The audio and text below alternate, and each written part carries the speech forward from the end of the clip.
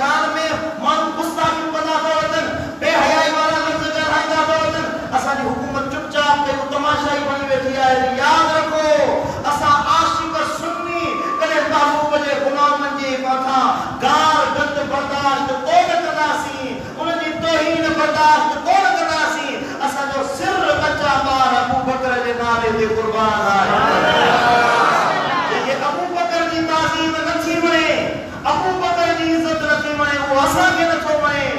याद रखो सलमान तासीर जे मुक़ाबले में मुमताज कादरी आयो हुयो।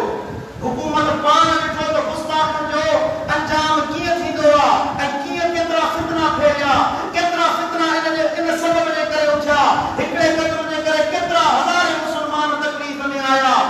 ऐं हुकूमत चाहे थी त वरी ॿेड़ियूं गुस्ताखियूं थियनि, वरी ॿेड़ा मामला थियनि ऐं पाकिस्तान में बदअमनी थिए, पाकिस्तान में इहे मज़हबी तनाफ़ुरात पैदा थियनि। हुकूमत चाहे थी त शिया सुन्नी फसादात थियनि, चाहे थी त उहा हासिलात मुस्लमान पाकिस्तान जा इन फसादनि में पवनि। यादि रखो इहो ज़िम्मो हुकूमत जो आहे। जे अबू बकर सिद्दीक़ जे मथां को आंगू खणण वारो आहे त हुकूमत उनखे ख़ामोश कराए, न त आशिक़नि जूं ज़ुबानूं ऐं हथ कंहिं बथी कोन छॾिया आहिनि।